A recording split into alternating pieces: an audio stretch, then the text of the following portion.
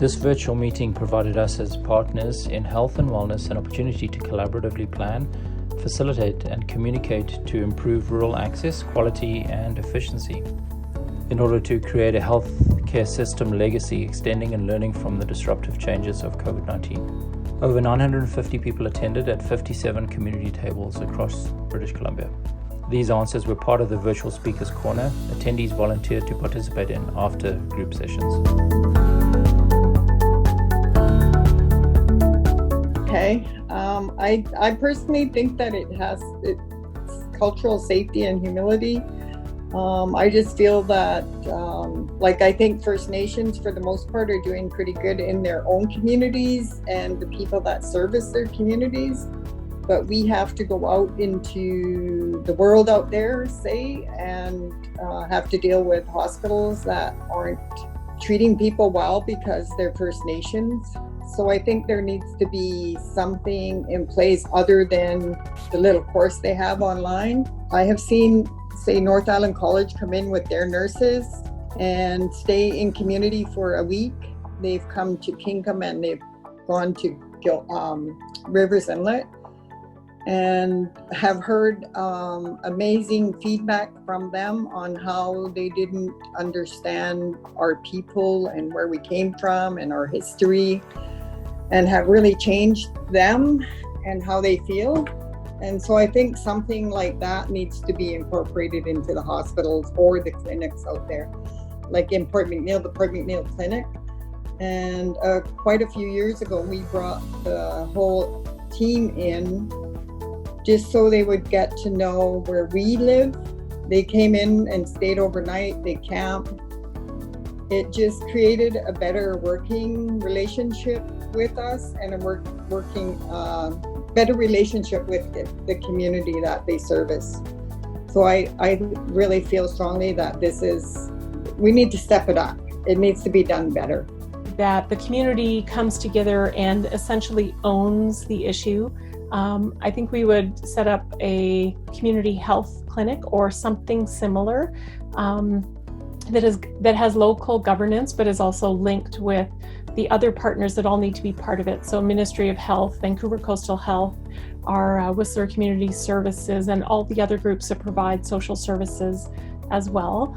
And I think that what we would hope that the outcomes would be is that there could be longitudinal care from family physicians that are based here in Whistler, and that ideally we would start to see some better long-term outcomes on health for our community, as well as we might start to address some of the social determinants of health as well, where it would be possible. I think success would look like a financially stable model with very low turnover of GPs, with a team-based model, with really good meetings that help to prioritize what the community's needs were and start addressing them from multiple aspects, whether it's a nonprofit or whether it's through physicians or whether it's through working with our education system. Our ideal model, a key component would be a center where all professionals can work together and share resources. They can share office staff and really give patients excellent care. We would like to be a center of excellence. That would be our ideal. The supports that would be required would be a flexible funding model that could be housed in one center.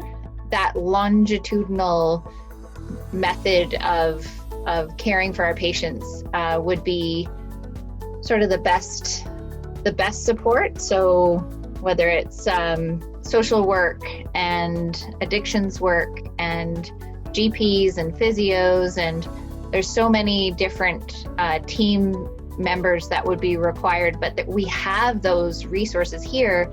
They are in Whistler, but typically they find it difficult to practice here. So that is what we're hoping for. We have a growing population. We have a lot of young families. We have a lot of people who are aging in place. And so we really see that there's a need for supports to help the continuum of care from birth to aging in place. So Community engagement has to be the biggest thing that needs to be included in the model, because we can create great services, but if we don't speak to the community members, we won't even necessarily know how to deliver services that work for them, or we'll deliver the wrong services, or we'll do it in the wrong order. Without that ongoing communication, we can't be successful. And it's going to entail a lot of listening. So who would be involved in this? Well, we sure need, obviously, communities and community members where we can listen to their stories. Who else could help out with us? Well, our service providers need to be in on these conversations. But our health regions could support us with the technology needed to do this, and the technological support to be able to meet and find out what communities need. What impacts could we expect?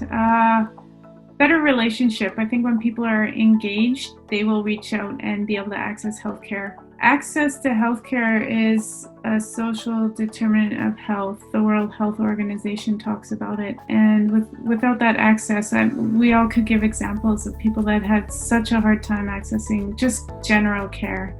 And we'll do far greater for health if we're not waiting till things are an emergency. We have an emergency system in place, but we don't necessarily think as proactively about access to care. And we're not thinking equally across the province, but COVID has provided a lens where, one region can say, whoa, we're not, this region's doing that and we're not doing that. So success would look like increased collaboration and increased voice of our communities and their community members in terms of what the healthcare needs are and how it's delivered. Coming from a nursing standpoint and being very familiar with our primary care nurses and the roles that we offer our community, going to the home is great, but it takes more time. I mean, it's a stressor on staffing, and back to virtual care, and one of the negatives of it is it's less personal. I think for the most part, our population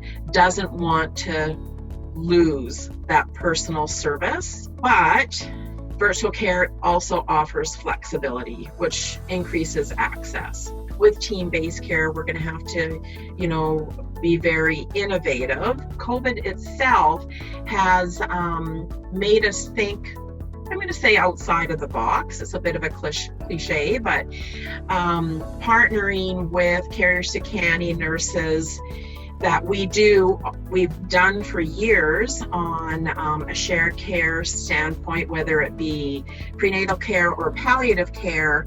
But what we've recognized is we just need to be more creative on how can we partner to ensure that their communities, our community, everyone is receiving the care that they deserve and that nobody's falling through the cracks. So the one thing that we just actually started doing was connecting around prenatal care with the Carrier Sekani nurses that are in each of the communities. We've only met once, so I'm looking forward to that partnership that will be on a monthly basis, and hopefully it'll grow beyond. I feel that we've done a good job with our palliative care as a shared partnership, but we certainly need to improve on our prenatal, our antenatal, as well as our postnatal, which then actually moves on to supporting the moms and the babes.